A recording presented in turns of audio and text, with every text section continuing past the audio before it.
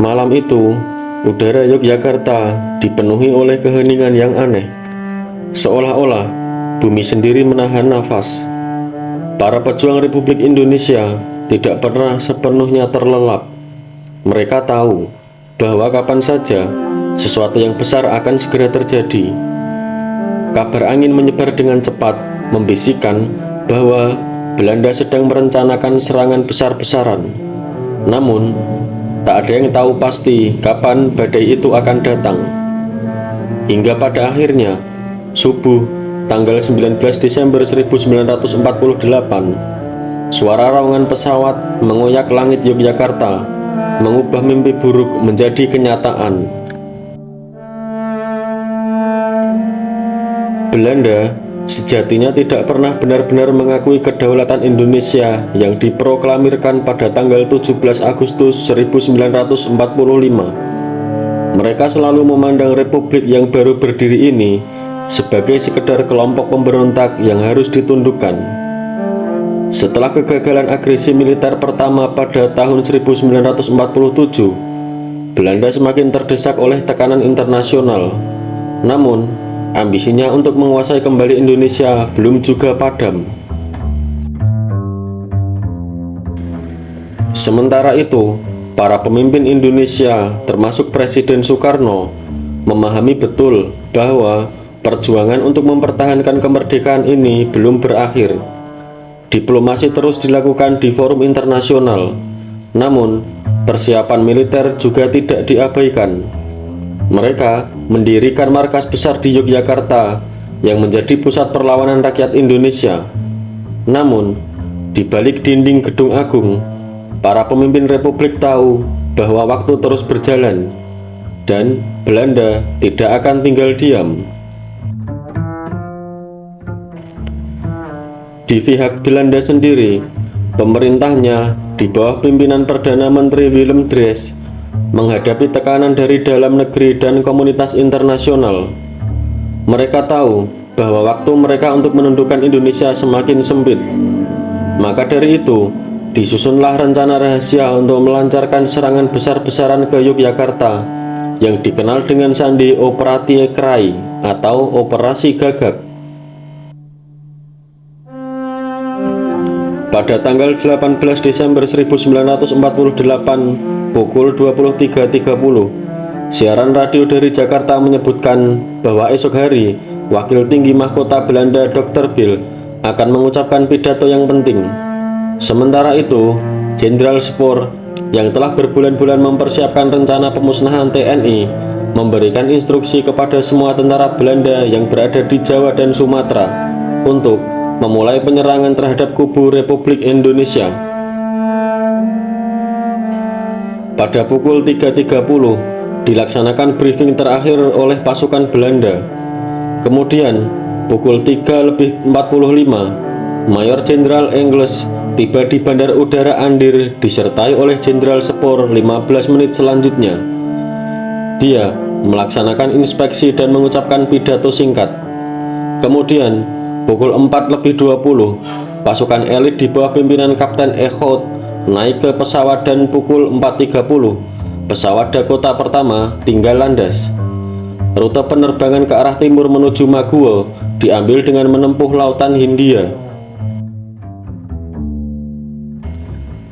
Seiring dengan penyerangan terhadap Bandar Udara Maguwo, pada hari tanggal 19 Desember 1948, Dr. Bill berorasi di radio dan menyatakan bahwa Belanda tidak lagi terikat dengan perjanjian Renville. Penyerbuan terhadap semua wilayah Republik di Jawa dan Sumatera, termasuk serangan terhadap ibu kota RI di Yogyakarta, yang selanjutnya diketahui dengan nama agresi militer Belanda II, telah dimulai. Pagi itu, 19 Desember 1945, serangan dimulai dengan pengeboman dan penyerangan udara di beberapa titik strategis di Yogyakarta. Pesawat-pesawat tempur Belanda melesat di langit dan menjatuhkan bom-bom yang menghancurkan pertahanan kota. Tak lama setelah itu, pasukan darat Belanda mulai menyerbu dengan kekuatan penuh. Di bawah komando Jenderal Spoor, ribuan tentara Belanda yang dilengkapi dengan persenjataan modern menyerbu Yogyakarta dan menghancurkan segala yang menghalangi jalan mereka. Penyerangan terhadap ibu kota Republik diawali dengan pengeboman atas lapangan terbang Maguwo di pagi hari. Pukul 5.45, lapangan terbang Maguwo dihujani bom oleh 5 pesawat Mustang dan 9 pesawat Kitty Hawk. Pertahanan TNI di Maguwo hanya terdiri atas 150 orang pasukan pertahanan pangkalan udara dengan persenjataan yang minim. Senjata berat masih dalam kondisi rusak. Pertahanan pangkalan hanya diperkuat dengan 1 kompi TNI bersenjata lengkap. Pukul 6.45, 15 pesawat Dakota menerjunkan pasukan Belanda di atas bandara Maguwo. Pertempuran merebut Maguwo hanya berlangsung kurang lebih 25 menit. Selanjutnya, pukul 7.10, bandara Maguwo telah jatuh ke tangan pasukan Kapten Ehud. Di pihak Republik tercatat sebanyak 128 tentara tewas, sedangkan di pihak penyerang tak satu pun jatuh korban. Lebih kurang pukul 9, sebanyak 432 anggota pasukan Belanda telah mendarat di Maguwo. Gedung Agung, tempat Presiden Soekarno dan Wakil Presiden Muhammad Hatta berkantor, menjadi target utama. Namun, mereka sudah siap menghadapi segala kemungkinan. Mereka memutuskan untuk tidak melarikan diri, tetapi tetap tinggal di Yogyakarta sebagai bentuk perlawanan simbolis. Walaupun hal itu juga sempat memunculkan polemik dari kalangan militer Indonesia. Tetapi hal itu adalah sebuah pertarungan besar, karena mereka tahu bahwa penangkapan mereka akan digunakan Belanda sebagai bukti bahwa Republik Indonesia telah runtuh. Sementara itu, 2.600 tentara Belanda bersenjata lengkap, termasuk pasukan infanteri dan pasukan terjun payung yang dipimpin oleh Kolonel Dirk Reinhard Adelbert van Langen, telah berkumpul di Maguwo, siap untuk merebut Yogyakarta. Pada hari yang sama, sebagian besar wilayah Yogyakarta jatuh ke tangan Belanda. Kemudian, sasaran utama seperti Angkatan Udara dan markas besar Kepala Staf dihancurkan oleh taktik bumi hangus Belanda. Setelah itu, pasukan Belanda berhasil menduduki Yogyakarta.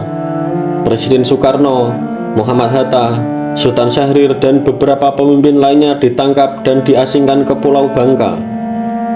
Belanda berusaha menghilangkan pusat kekuatan Republik dengan harapan bahwa tanpa pemimpin, perlawanan rakyat akan melemah. Namun, mereka meremehkan semangat juang rakyat Indonesia. Sesuai dengan rencana yang telah dipersiapkan oleh Dewan Siasat, yaitu basis pemerintahan sipil akan dibentuk di Sumatera. Maka dari itu, Presiden dan Wakil Presiden membuat surat kuasa yang ditujukan kepada Mr. Syafruddin Prawira Negara, Menteri Kemakmuran yang sedang berada di Bukit Tinggi. Presiden dan wakilnya mengirimkan pesan kepada Syafruddin Prawira Negara di Bukit Tinggi bahwa ia akan diangkat sementara, membentuk satu kabinet dan mengambil alih pemerintah pusat. Di luar Yogyakarta, perlawanan terus berkobar. TNI yang telah diinstruksikan oleh Jenderal Sudirman untuk melancarkan perang gerilya segera bergerak ke pedalaman. Jenderal Sudirman sendiri, meskipun dalam kondisi kesehatan yang buruk, memimpin perang gerilya dari hutan-hutan di Jawa Tengah dan Jawa Timur. Pasukan Belanda mendapati diri mereka terjebak dalam perang yang tidak pernah mereka duga, melawan musuh yang tidak terlihat dan tidak kenal menyerah.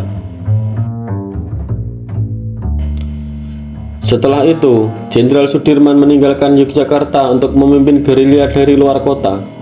Perjalanan bergerilya selama 8 bulan ditempuh kurang lebih 1.000 km di daerah Jawa Tengah dan Jawa Timur.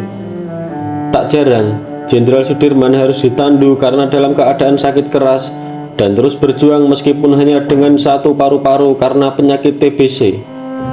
Setelah berpindah-pindah dari beberapa desa, rombongan Jenderal Sudirman kembali ke Yogyakarta pada tanggal 10 Juli 1949.